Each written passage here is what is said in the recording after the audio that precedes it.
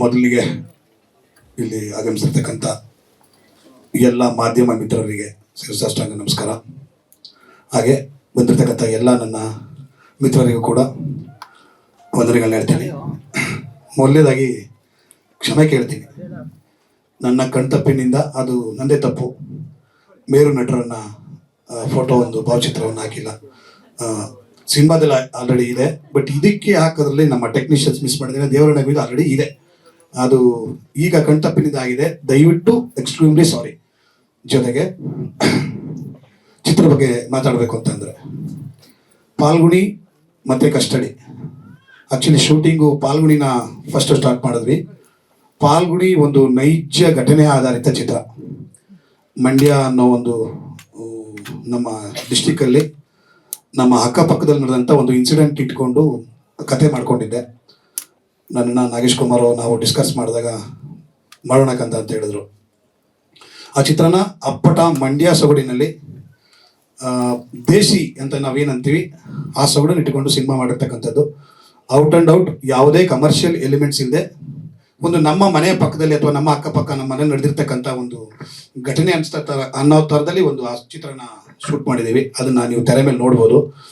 ಅದು ಅಪ್ಪಟ ನಮ್ಮ ದೇಶಿ ಕತೆ. ಅದನ್ನು ಹೊರತುಪಡಿಸಿದ್ರೆ ಕಸ್ಟಡಿ ಆ್ಯಕ್ಚುಲಿ ಪಾಲ್ಗುಣಿನಲ್ಲಿ ಒಂದು ಒಳ್ಳೆ ಕ್ಯಾರೆಕ್ಟ್ರು, ಇನ್ಸ್ಪೆಕ್ಟರ್ ಕ್ಯಾರೆಕ್ಟರ್ ಪ್ಲೇ ಮಾಡೋದಕ್ಕೆ ಒಬ್ಬರು ಬೇಕಿತ್ತು. ಬೇರೆ ಏನೋ ಒಂದು ವರ್ಷ ಅನ್ಕೊಂಡ್ವಿ. ಮೇಡಮನ್ನ ಅನ್ಕೋತಾ ಇದ್ವಿ. ಆ್ಯಕ್ಚುಲಿ ಅದಕ್ಕೆ ಮುಂಚೆ ಭೀಮಾ ನೋಡ್ಕೊಂಡು ಬಂದ್ವಿ. ಭೀಮಾ ಸಿನಿಮಾ ನೋಡಾದ್ಮೇಲೆ ನಾವು ಬೇರೆ ಯಾರ್ಯಾರೋ ನಟರುಗಳನ್ನ ಒಂದಷ್ಟು ಕಾಂಟ್ಯಾಕ್ಟ್ ಮಾಡೋ ಒಂದು ಓಡಾಡಿದ್ವಿ. ಅಷ್ಟೊತ್ತಿಗೆ ಯಾರು ಫೈನಲೈಸ್ ಆಗಿರಲಿಲ್ಲ.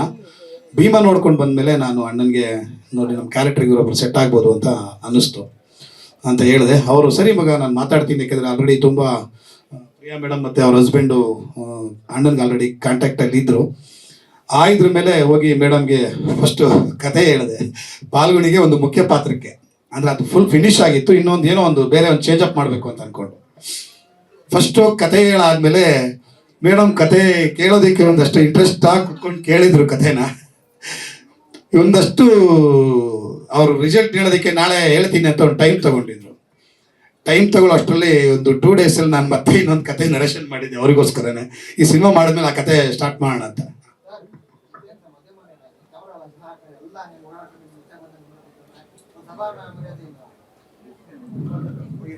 ಸಾರಿ, ಕ್ಷಮೆ.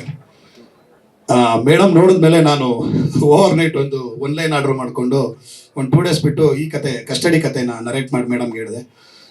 ಮೊದಲು ಹೇಳಿದ ಕತೆನ ಇದು ಬೇರೆ ಕತೆನ ಅಂತ ಅವ್ರು ಕನ್ಫ್ಯೂಷನ್ ಇದ್ರು. ಮೇಡಮ್ ಮೊದಲು ಹೇಳಿದ ಕತೆ ಬೇರೆ, ಈ ಕತೆ ಬೇರೆ ಅಂತ ಅವ್ರಿಗೆ ಹೇಳಿದೆ. ಬಟ್ ತುಂಬ ಚೆನ್ನಾಗಿದೆ ಅಂತ ಹೇಳಿದ್ರು. ಆ ಕತೆ ನರೇಟ್ ಆ ಥರ ಕಸ್ಟಡಿ ಸೃಷ್ಟಿ ಆಯಿತು.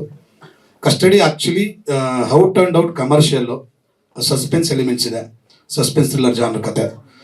ಈ ರೀತಿಯಾಗಿ 2 ಸಿನಿಮಾನ 1 ವರ್ಷದಲ್ಲಿ ಕಂಪ್ಲೀಟ್ ಮಾಡಿ ಪೋಸ್ಟ್ ಪ್ರೊಡಕ್ಷನ್ ಮುಗಿಸಿ ತೆರೆಗೆ ಸಿದ್ಧ ಮಾಡಿದ್ದೀವಿ. ಅಂದರೆ ಇದೇನು ಆತುರಕ್ಕಾಗಿದ್ದ ಅಡುಗೆ ಎಲ್ಲ ತುಂಬ ಇದರಿಂದ ಶ್ರಮ ನನ್ನ ಟೀಮು ಮತ್ತು ನಮ್ಮ ಏನು ಎಲ್ಲ ಆರ್ಟಿಸ್ಟ್ಗಳ ಸಪೋರ್ಟಿಂದ ಈ ಸಿನಿಮಾನ ತುಂಬ ಬೇಗ ಮುಗಿಸಿ ತೆರೆಗೆ ಸಾಧ್ಯ ಆಯಿತು. ಅಷ್ಟೇ. ಇನ್ನೇನಾದ್ರು ಕೇಳಿದ್ರೆ ಮೈ ಕೊಡಿ ಸರ್. ಪಾಲ್ಗುಣಿದ ಸರ್, ಪಾಲ್ಗುಣಿ ಬಂದು ಅದೇನು ರಿವೀಲ್ ಮಾಡಬೇಕು ಇವಾಗ ಏನು ನನಗೂ ಇದಾಗ್ತಾ ಇಲ್ಲ. ಒಂದು ಮೇ ಬಿ ಇಲ್ಲ 2017 ನಡೆದಂಥ ಘಟನೆ.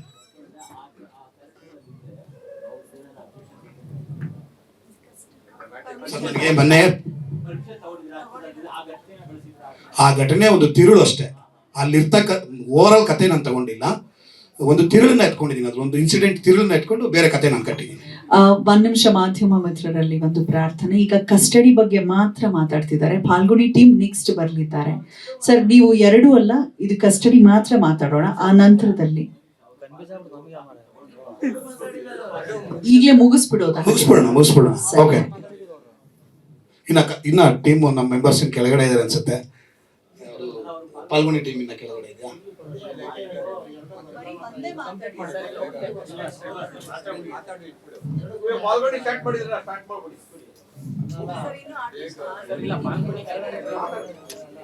ಸರ್ ನಮ್ಗೆ ಕನ್ಫ್ಯೂಸ್ ಆಗ್ಬಿಡುತ್ತೆ. ಆಮೇಲೆ ಹೇಳಿ ಸರ್, ಹೇಳಿದ್ದೀನಿ, ಮಾಹಿತಿ ಕೊಟ್ಟಿದ್ದೀನಿ. ಪಾಲ್ಗುಣಿನಲ್ಲಿ ಇಲ್ಲ ಸರ್. ಇಲ್ಲ ಇಲ್ಲ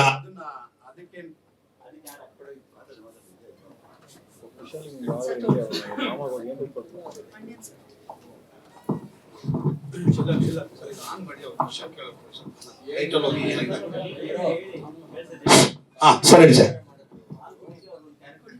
ಹಾ, ಪಾಲ್ಗುಣಿಗೆ ಮೇಡಮ್ ಒಂದು ಕ್ಯಾರೆಕ್ಟರ್ ಅಪ್ರೋಚ್ ಮಾಡಕ್ ಹೋಗಿದೆ. ಆಕ್ಚುಲಿ ಅದು ಬೇರೆ ವರ್ಷನ್ ಅನ್ಕೊಂಡಿದ್ವಿ, ಇದನ್ನ ಅಪ್ಡೇಟ್ ವರ್ಷನ್ ಮಾಡಿ 4 ಲ್ಯಾಂಗ್ವೇಜ್ ಮಾಡೋಣ ಅಂದ್ಬಿಟ್ಟು ಮೇಡಮ್ಗೆ ಅಪ್ರೋಚ್ ಮಾಡೋದಕ್ಕೆ ಹೋಗಿದ್ವಿ. ಆಕ್ಚುಲಿ ಅದನ್ನ ಆ ಪ್ರಾಜೆಕ್ಟ್ಗೆ ಏನು ಅಪ್ರೋಚ್ ಮಾಡಿ ಆಲ್ರೆಡಿ ಸಿನಿಮಾ ಫಿನಿಶ್ ಆಗಿತ್ತು. ಮೇಡಮ್ ನೋಡಿದ್ಮೇಲೆ ಇದಕ್ಕೊಂದು ಏನು ಚೇಂಜ್ ಅಪ್ ಮಾಡಬೇಕು ಅಂತ ಅನ್ನೋ ಕಾರಣಕ್ಕೆ ಹೋಗಿದ್ವಿ ಅಷ್ಟೇ. ಬಟ್ ಅದನ್ನ ನಾವು ಹಂಗೆ ಡ್ರಾಪ್ ಮಾಡಿ ಮೇಡಮ್ ಹೊಸ ಕತೆ ಮಾಡಿದೆ ಅಂತ ಹೇಳಿದ್ನಲ್ಲ, ಆ ಕತೆ ಮಾಡಿ ರೆಡಿ ಮಾಡಿದ್ವಿ. ಇಲ್ಲ ಇಲ್ಲ ಇಲ್ಲ ಕಸ್ಟಡಿ. ಹಾ, ಮೇಡಮ್ ಕ್ಯಾರೆಕ್ಟ್ರು ನೋಡಿದ್ಮೇಲೆ ಅವ್ರಿಗೊಂದು ಕತೆ ಮಾಡಬೇಕು ಅಂತ ನನ್ನ ಮನಸ್ಸಲ್ಲಿ ಅನಿಸ್ತು. ಕಂಟಿನ್ಯೂಷನ್ ಅಂತಲ್ಲ, ಈ ಕತೆಗೆ ಕತೆ ಬೇರೆ, ಈ ಕತೆ ಜಾನರೇ ಬೇರೆ, ಭೀಮಾ ಕತೆನೇ ಬೇರೆ. ಡೈಲಾಗ್ ಡೆಲಿವರಿ ಕೆಲವೊಂದು ಹ್ಯಾಂಗರ್ ಇರುತ್ತೆ ಸರ್, ಯಾಕೆಂದ್ರೆ ಸೆಕೆಂಡ್ ಸಿನಿಮಾ ಆಗಿರೋದ್ರಿಂದ ಒಂದಷ್ಟು ಅದೇ ತರ ಎಕ್ಸ್ಪೆಕ್ಟೇಷನ್ ಇರುತ್ತೆ ಆಡಿಯನ್ಸ್ ಅಂತ ಅನ್ಕೊಂಡು ಕೆಲವೊಂದಷ್ಟು ಮಾತ್ರ ಬಳಸ್ಕೊಂಡಿದ್ದೀನಿ. ಪೂರ್ತಿ 1-2-3 ಕಡೆ ಅಷ್ಟು ಬಳಸಿದ್ದೀನಿ ಅಷ್ಟೇ.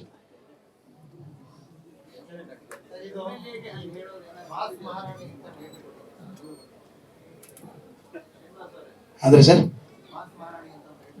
ಹೌದು, ನಮ್ಮ ಟೀಮಿಂದ ಕೊಟ್ಟಿರೋದು ಸರ್. ಸರ್ ಲೇಡಿ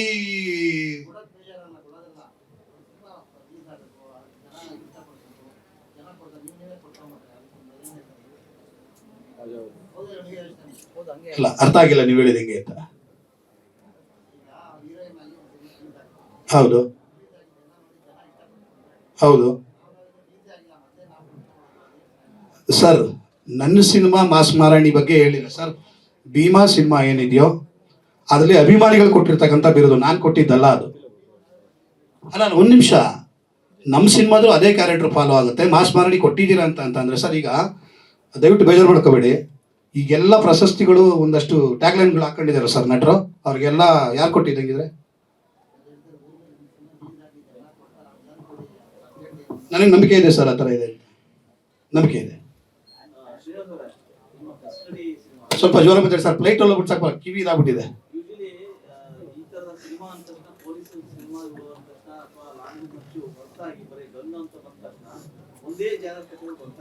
ಹಾ, ವಿಶೇಷವಾಗಿ ಈ ತರದ ಸಿನಿಮಾಗಳಲ್ಲಿ ನಿಮ್ಮ ಸಿನಿಮಾ ಬಗ್ಗೆ ಹೇಳೋದಾದ್ರೆ ಯಾಕೆ ಈ ಸಿನಿಮಾ ಸರ್ ಇದು ಲಾಸ್ಟ್ ಪ್ರೆಸ್ ಮೀಟ್ ಅಲ್ಲಿ ಹೇಳಿದೆ ಅನ್ಕೋತೀನಿ. ಸಿಟಿಲಲ್ಲಿ ನಡೀತಾ ಇರ್ತಕ್ಕಂಥ ಕ್ರೈಮ್ ಇಟ್ಕೊಂಡು ಒಂದು ಹೆಳೆ ಫಸ್ಟ್ ಇಟ್ಕೊಂಡಿದ್ದೆ ನಾನು ಆಲ್ರೆಡಿ. ಏನು ಈಗ ಸೈಬರ್ ಕ್ರೈಮ್ ಮತ್ತೆ ಈ ಮೊಬೈಲ್ಗಳಿಂದ ಏನು ಅನಾಹುತಗಳಾಗ್ತಾ ಇದೆ ಅಂತಕ್ಕಂಥ ವಿಚಾರಗಳನ್ನ ಇಟ್ಕೊಂಡು ಒಂದು ಲೈನ್ ಸ್ಟೋರಿನ ಆಲ್ರೆಡಿ ರೆಡಿ ಮಾಡ್ಕೊಂಡಿದ್ದೆ. ಮೇಡಮ್ ಮುಖಾಂತರ ಹೇಳ್ಸಿದ್ರೆ ಅದಕ್ಕೆ ಇನ್ನೊಂದು ಬೇರೆ ಥರದ್ದೇ ಒಂದು ಇದು ಬರುತ್ತೆ ಅನ್ನೋದಕ್ಕೋಸ್ಕರ ನಾನು ಮೇಡಮ್ ಚಾಯ್ಸ್ ಪಡೆದೆ. ಜೊತೆಗೆ ಭೀಮಾಗೂ ಕಸ್ಟಡಿಗೂ ಲಾಟ್ ಆಫ್ ಡಿಫ್ರೆನ್ಸ್ ಇದೆ ಸರ್, ಅದಕ್ಕೂ ಇದಕ್ಕೂ ಸಂಬಂಧನೇ ಇಲ್ಲ. ಭೀಮಾ ಕಂಪೇರ್ ಮಾಡ್ತಾ ಇಲ್ಲ. ಈ ತರ ಸಿನಿಮಾಗಳಲ್ಲಿ ಮತ್ತೆ ಎಲ್ಲಾ ಕಥೆಗಳಲ್ಲೂ ಕೂಡ ಇದೇ ತರದ ಜನ ಕಥೆಗಳು ಕ್ರೈಮ್ಸ್ ಸಾಕಷ್ಟು ಬಂದಿದೆ ಸಿನಿಮಾಗಳಲ್ಲಿ. ನಿಮ್ಮಲ್ಲಿ ಏನು ವಿಶೇಷತೆ ಇದೆ ಸರ್? ವಿಶೇಷತೆ ಸಿನಿಮಾ ನೋಡಿ, ಜೊತೆಗೆ ಏನಂತೀವಿ ಕಥೆಗಳು ಬೇರೆ ಏನು ಇಲ್ಲ ಸರ್. ನನಗೆ ಗೊತ್ತಿದ್ದಂಗೆ ಒಂದು ಲವ್, ಒಂದು ಸೆಂಟಿಮೆಂಟ್, ಒಂದು ಕ್ರೈಮ್, ಥ್ರಿಲ್ಲರ್ ಈ ತರ ಸಬ್ಜೆಕ್ಟ್ಗಳಲ್ಲೇ ನಾವೇನಾದ್ರೂ ಹೊಸತರ ತೋರ್ಸೋದಕ್ಕೆ ಆಟ ಆಡ್ಬೇಕು ಬಿಟ್ರೆ ಕತೆ ಹೊಸದಾಗಿ ಏನು ಮಾಡ್ಬೋದು ಸರ್? ಹೊಸದಾಗಿ ಏನು ಹುಟ್ಟಲ್ಲ ಸರ್.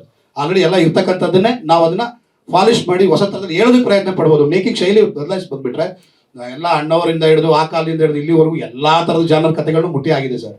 ನಾವೇನೋ ಹೊಸದು ಮಾಡ್ತೀನಿ ಅಂದ್ರೆ ನಮ್ಮ ಅಹಂಕಾರ ಆಗುತ್ತೆ. ಬಟ್ ಇರೋದನ್ನೇ ಬೇರೆ ಥರದಲ್ಲಿ ಹೇಳೋದಕ್ಕೆ ಪ್ರಯತ್ನ ಪಟ್ಟಿದ್ದೀನಿ ಸರ್. ಈ ನಮ್ಮ ಮಹಾನಗರಗಳಲ್ಲಿ ಮತ್ತೆ ಹಳ್ಳಿಗಳಲ್ಲಿ ಏನಿ ನಮ್ಮ ಇದರಲ್ಲಿ ಕ್ರೈಮ್ ಅನ್ನೋದು ಎಷ್ಟೊಂದು ಕ್ರೌರ್ಯವಾಗಿರುತ್ತೆ. ಆ ಕ್ರೈಮ್ ಮಾಡುವಂತ ವ್ಯಕ್ತಿ ಮನಸ್ಥಿತಿಗಳೇ ಹೇಗಿರುತ್ತೆ ಅಂತ ಅಂದ್ರೆ ಒಂದೇ ಲೈನ್ ಹೇಳ್ಬಿಡ್ತೀನಿ ಸರ್. ಪ್ರತಿಯೊಬ್ಬರಿಗೂ, ನನಗೆ ಗೊತ್ತಿಲ್ಲ ಕಂಟ್ರವರ್ಸಿ ಆಗುತ್ತೋ ಏನೋ ನನಗೆ ಗೊತ್ತಿಲ್ಲ, ಪ್ರತಿಯೊಂದು ಹೆಣ್ಣಿಗೂ ಅವಳು ಒಂದಲ್ಲ ಒಂದು ಘಟ್ಟದಲ್ಲಿ ಅವಳು ಶೀಲಕ್ಕೆ ಕುಂದಾಗುವಂತ ಒಂದು ಪ್ರಸಂಗಗಳು ಉತ್ಪತ್ತಿ ಆಗ್ತವೆ.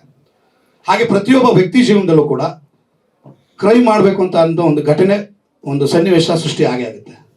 ಆದರೆ ಎಲ್ಲರೂ ಯಾಕೆ ಕ್ರಿಮಿನಲ್ಗಳಾಗಿಲ್ಲ, ಅಥವಾ ಎಲ್ಲ ಹೆಣ್ಣುಗಳು ಯಾಕೆ ವೇಶ್ಯರಾಗಿಲ್ಲ ಅಂದರೆ ಆಯಾ ಸಂದರ್ಭದಲ್ಲಿ ಯಾಕೆ ಆ ವ್ಯಕ್ತಿ ಪ್ರಭೋಕ್ ಆಗ್ತಾನೆ, ಯಾವ ರೀತಿ ಅವನು ತನ್ನನ್ನು ತಾನು ಕಂಟ್ರೋಲ್ ಇಟ್ಕೋಬೋದಾಗಿತ್ತು, ಕಂಟ್ರೋಲ್ ತಪ್ಪಿದ್ರೆ ಏನಾಗುತ್ತೆ ಅನ್ನೋದು ನಾನು ಹೇಳೋದು ಪ್ರಯತ್ನ ಪಟ್ಟಿದ್ದೀನಿ ಸರ್ ಇದರಲ್ಲಿ.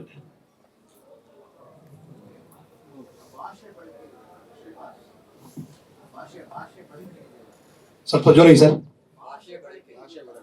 ಹಾ, ಯಾವ್ದ್ರಲ್ಲಿ ಇದ್ರಲ್ಲ ಡಬ್ಬಿ ಇದು ಡೈಲಾಗ್ ಹೇಳಿದ್ದಕ್ಕ. ಹಾ,